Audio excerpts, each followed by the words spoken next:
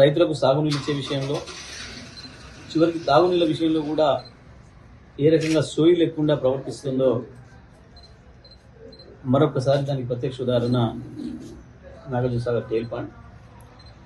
గత 10 సంవత్సరాలుగా ఏ క్షణం చూసినా నిండుగా ఉండే టేల్ పాండు మన విద్యుత్ అవసరాలను తీర్చేది, ప్రత్యేకించి నల్లగొండ జిల్లా మొత్తానికి తాగునీటి అవసరాలను తీర్చే టేల్ పాండు ఇవాళ 4 రోజుల్లోనే ఖాళీ అయింది, అక్రమంగా చోరీకి గురైంది. ఆంధ్రప్రదేశ్ ఎటువంటి అనుమతులు లేకుండా, ఎటువంటి చర్చలు లేకుండా, ఎవరికి మూడో కట్టి తెలియకుండా దొంగతనంగా నీళ్లు తీసుకుపోయి ఖాళీ చేస్తే తెలంగాణ ముఖ్యమంత్రికి, తెలంగాణ మంత్రులకు, నల్లగొండ జిల్లా మంత్రులకు, ఎమ్మెల్యేలకు సోయే లేదు.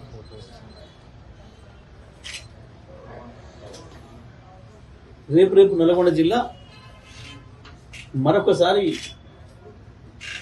2014 పూర్వ పరిస్థితి పోయే ప్రమాదం వచ్చింది. ఈ జిల్లాలో వీళ్ళు ఏదైతే మేము మార్పు తెస్తారన్నారో తప్పకుండా మళ్ళీ ఫ్లోరిన్కి ఈ జిల్లాను అప్పచెప్పే ప్రమాదం తెస్తున్నారు. ఫ్లోరిన్ మహమ్మారికి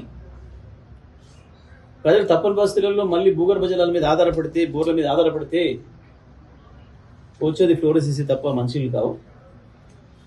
వీళ్ళు చేసిన దుర్మార్గాన్ని కేసీఆర్ గారు వెంటబడి తరిమి 6 ఏళ్లలోనే ఫ్లోరోసిస్ని మాయం చేసేదానికి ఇవాళ మిషన్ భగీరథ ద్వారా చిట్యాల టేల్ పాండ్ నుంచే మనం నీళ్ళు ఇచ్చినాం. గత 5 సంవత్సరాలుగా ఇవాళ అందులో చుక్క నీళ్ళు లేని పరిస్థితి తీసుకొచ్చిండ్రు. మంత్రులకు కనీస సోయి లేదు, సాగునీళ్ళు ఇవ్వలేకపోయినరు, లక్షలాది ఎకరాలను ఎండబెట్టి రైతాంగం కొట్టగొట్టిండ్రు. ఇవాళ తాగునీళ్ళు కూడా ఇవ్వకుండా మొత్తం నల్లగొండ జిల్లా గొంతులు ఎండే పరిస్థితి తీసుకొచ్చిండ్రు, గొంతులు ఎండబెట్టే పరిస్థితి తీసుకొచ్చిండ్రు. ఇంత మించిన దుర్మార్గం ఇంకొకటి లేదు. ఒక ప్రభుత్వం అనేది ఇంత సోయి లేకుండా, ఇంత నిర్లక్ష్యంగా ఉండడం అనేది ఒక సిగ్గుచేటు. గతంలో సమైక్యాంధ్ర ప్రభుత్వాలు కూడా ఇంత దరిద్రంగా లేకుండే, కానీ వాళ్ళ వచ్చిన ఆ సమైక్యాంధ్ర నాయకుల తొత్తు ప్రభుత్వం ఇది. వాళ్ళ యజమానులకు సంతోషం కలిగించే పద్ధతుల్లో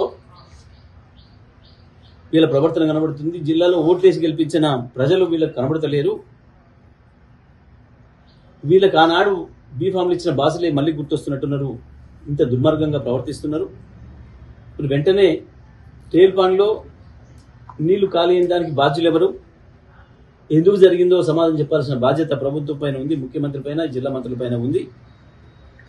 మరి వెంటనే తగు చర్యలు తీసుకొని జిల్లాలో ప్రజలు ఏదైతే భయభ్రాంతులకు గురవుతున్నారో, మళ్ళీ మనుషుల కొరకు మేము ఎక్కడికి పోవాలి, మళ్ళీ 1000 ఫీట్ల లోతుకు పోయి ఫ్లోరోసిస్ వ్యాధి మహమ్మారి తెచ్చుకొని తాగాలన్న బాధ, భయం మొదలైంది జిల్లా ప్రజల్లో. మరి వెంటనే తగు చర్యలు తీసుకొని జిల్లా ప్రజలకు ధైర్యం ఇవ్వాల్సిన అవసరం.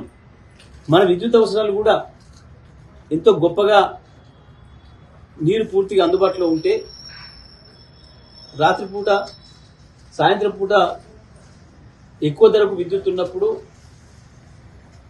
మనం ఇక్కడ నీళ్లు ఉపయోగించుకొని విద్యుత్ తయారు చేసుకునే వాళ్ళం. మళ్ళీ రాత్రిపూట తక్కువ ధర ఉన్నప్పుడు విద్యుత్ కొనుగోలు చేసి ఈ నీళ్లను రివర్స్ చేసేవాళ్ళం. రివర్సబుల్ పంపింగ్ సిస్టమ్ ద్వారా విద్యుత్తును చౌకగా ఉత్పత్తి చేసుకోవడానికి మనకి ఎప్పుడు అత్యంత అవసరం ఎక్కువ ఉన్నది అనుకున్నప్పుడు, ఎప్పుడు ఆపత్కాలం ఉందనుకున్నప్పుడు అప్పుడు ఉత్పత్తి చేసుకోవడానికి అనుకూలంగా నిర్మాణం చేసుకున్నది ఈ టేల్ పాండ్. మనం ఆ కార్యక్రమంలో తర్వాత అదే నల్లగొండ జిల్లా మొత్తం జిల్లా ప్రజల దాహార్తిని తీర్చే భగీరథకు కేంద్రమైంది. కానీ ఇవాళ ఈ ప్రభుత్వం చేసిన నిర్లక్ష్యం వల్ల, వీళ్ళ సోమరితనం వల్ల అక్రమంగా నీళ్లు చోరీకి గురై ఖాళీ అయిపోయింది. జిల్లా ప్రజలు ప్రమాదంలో పడుతున్నారు.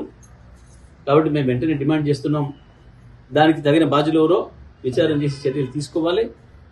వెంటనే పునరుద్ధరణ చర్యలు ఈ జిల్లా ప్రజలకు మనుషులకైనా డోకా లేదని ఒక ధైర్యం ఇచ్చే పరిస్థితి తీసుకురావాలని చెప్పి మేము ప్రభుత్వాన్ని డిమాండ్ చేస్తాము. ప్రచారం సందర్భంగా ఈ అంశాన్ని నిలదీయమని తప్పకుండా ప్రజలు ప్రతి విషయంలో నిలదీసే హక్కు ప్రజలకు ఉంది. మొన్న వేసిన ఓటుతోనే నాశనం చేసిండ్రు, జిల్లా ఇరిగేషన్ రంగాన్ని నాశనం చేసిండ్రు, లక్షలాది ఎకరాల్లో పంటలు ఎండబెట్టి రైతాంగం పొట్టగొట్టిండ్రు. మీరు ఇచ్చిన హామీలు నెరవేర్చడం పక్కన పెడితే ఉన్న వాటినే తీసేసి ఉన్న అవకాశాలని పోగొట్టి ప్రజలు ఉసురు పోసుకుంటున్నారు. మరి తప్పకుండా దీనిపైన కూడా జిల్లాకు మంచినీళ్ళు లేకుండా చేసిన ఈ ప్రభుత్వం యొక్క కాంగ్రెస్ పార్టీ యొక్క దుర్మార్గాన్ని ప్రశ్నించాల్సిన అవసరం ఉంది. ప్రజలు తప్పకుండా ఎక్కడికక్కడ గ్రామాల్లో నిలదీయండి, ప్రచారానికి వచ్చిన వాళ్ళని అడగండి. దేనికి వేయాలి, కాంగ్రెస్ పార్టీకి ఓటుకి ఎందుకు వేయాలి, దీనికేనా? సాగునీళ్ళు లేకుండా చేసినందుకు, తాగునీళ్ళు లేకుండా చేసినందుకు, విద్యుత్ అవసరాలు తీర్చే ప్రాజెక్టులు ఖాళీ చేయించినందుకు దీనికి వేయాలనేది ప్రజలు కూడా అడగాల్సిన అవసరం ఉంది. తప్పకుండా దీనిపైన ప్రభుత్వం కూడా వెంటనే స్పందించాల్సిన అవసరం ఉంది. లేకపోతే పెద్ద ఎత్తున ప్రజా ఉద్యమానికి కూడా మేము శ్రీకారం చుడతామని చెప్పి తెలియజేస్తాము.